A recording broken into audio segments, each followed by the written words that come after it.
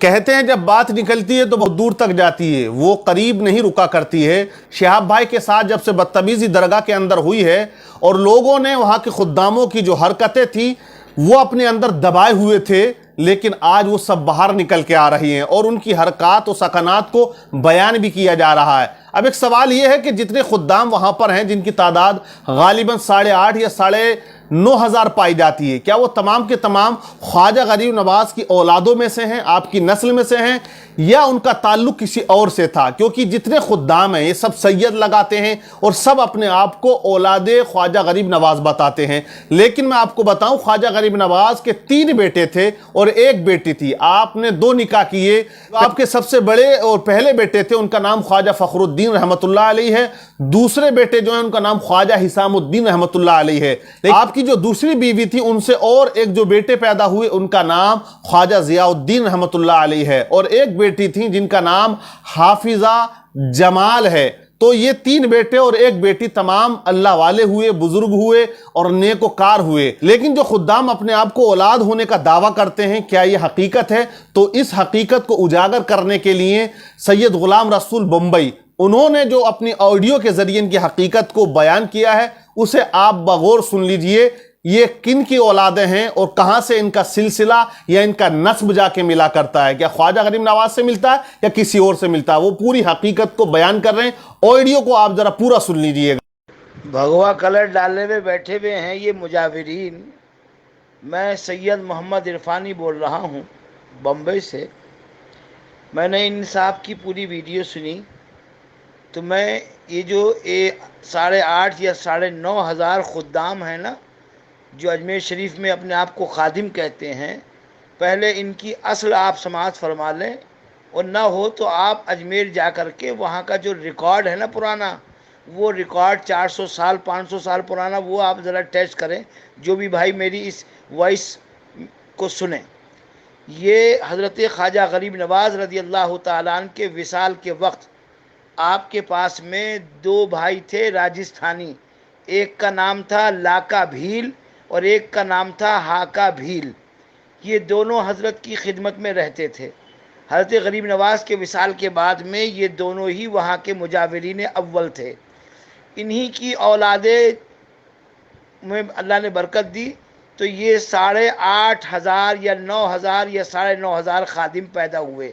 इनमें से कोई भी सैयद नहीं है, कोई ख्वाजा गरीब नवाज की औलाद में से नहीं है, बल्कि ये राजस्थानी हाकाभील, लाकाभील, और ये लाकाभील हाकाभील भी जो थे, ये वो थे जैसे हमारे यहाँ जिसको गडरिया कहते हैं ना, बकरी चलाने वाले, बकरी पेशा या घास खोदने वाले, उस टाइप के लोग थे। बेचारे उनका पेशा था, लेकिन वो हज़रत ख्वाजा गरीब नवाज से मुरीद थे, तो इसलिए वो हज़रत के पास ही रहा करते थे।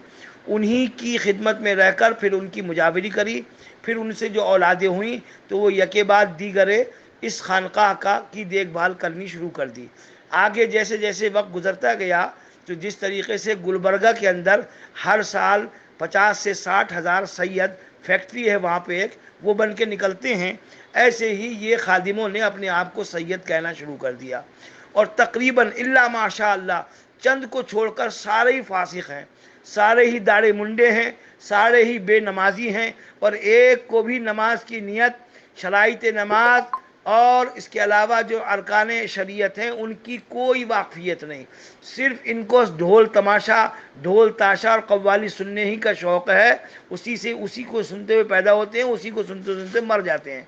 न इनको इस्लाम की पढ़ी, न शरीयत की पढ़ी, बल्कि ये ख्वाजा गरीब नवाज को बेच रहे हैं।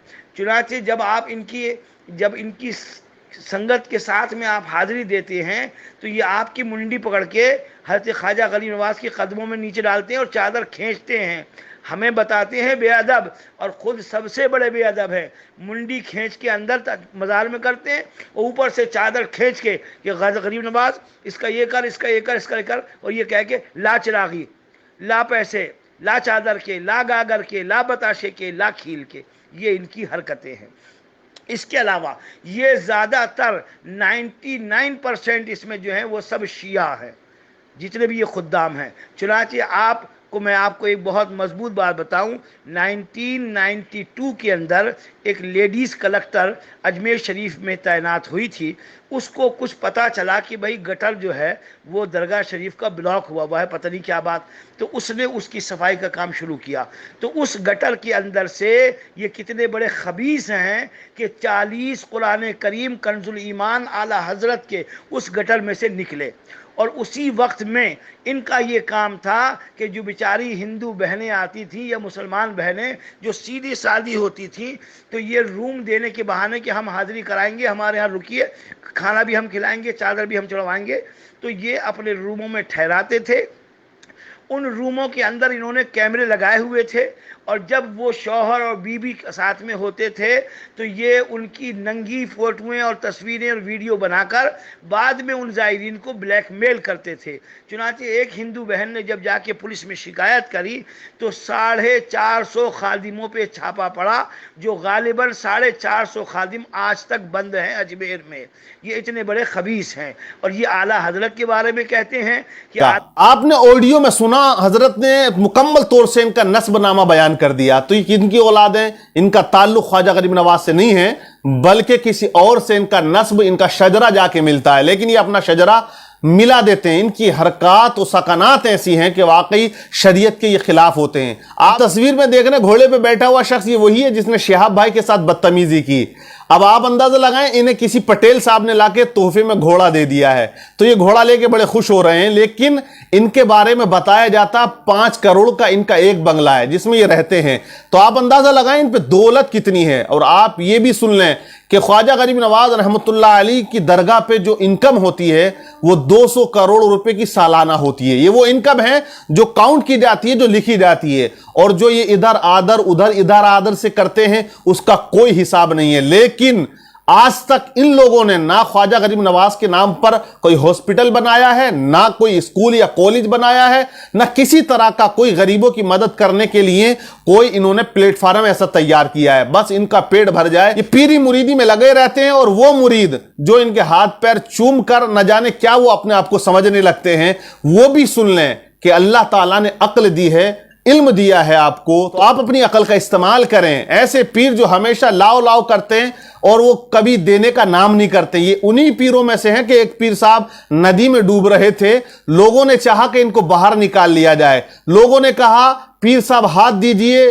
لائیے، لیکن پیر صاحب اپنا ہاتھ نہیں دیتے ہیں، غوطے کھا رہے ہیں، ڈوب رہے ہیں، لیکن لوگوں کو ہاتھ نہیں دیا. لیکن جیسے ہی ان کا ایک مرید آیا اور اس نے کہا کہ لو میاں، لوگ کہہ رہے تھے لاؤ میاں تو ہاتھ نہیں دیا، لیکن جب مرید نے کہا لو میاں تو مرید کا ہاتھ پیر صاحب نے پکڑ لیا اور باہر نکل آئے. لوگوں نے کہا مرید سے کہ جناب یہ کیا بات ہے، ہم بہت دیر سے ان کو نکالنے کی کوشش کر رہے ہیں، ان کا ہاتھ مانگ رہے لیکن انہوں نے دیا نہیں. تو مرید نے کہا کہ ہمارے پیر کسی کو دیتے نہیں ہیں، ہمیشہ لیتے ہیں، اس لیے میں نے لاؤ میاں نہیں کہا، میں نے جب لو میاں کہا تو میرے پیر نے میرا ہاتھ پکڑ لیا. تو یہ ہمیشہ لیتے ہیں، یہ کسی کو دیتے نہیں ہیں. تو یہ بھی وہی پیر ہیں، ہمیشہ لیتے ہیں اور کروڑوں کی پراپرٹی اکٹھا کر کے اپنے بچوں کو ودیش موج مستی کرنے کے لیے بھیج دیا کرتے ہیں. تو خدارا یہ اس بات پہ غور و فکر کریں، آپ اپنے پیسے کو پیسہ سمجھے، نیک کام میں، اچھے کام میں لگائیں، خواجہ غریب نواز کی محبت میں خرچ کریں، لیکن ایسی جگہ کریں جس سے خواجہ غریب نواز خوش ہو اور پروردگار عالم بھی خوش ہو جائے، راضی ہو جائے. تو ایسے پیروں سے ہمیں بچنا چاہیے.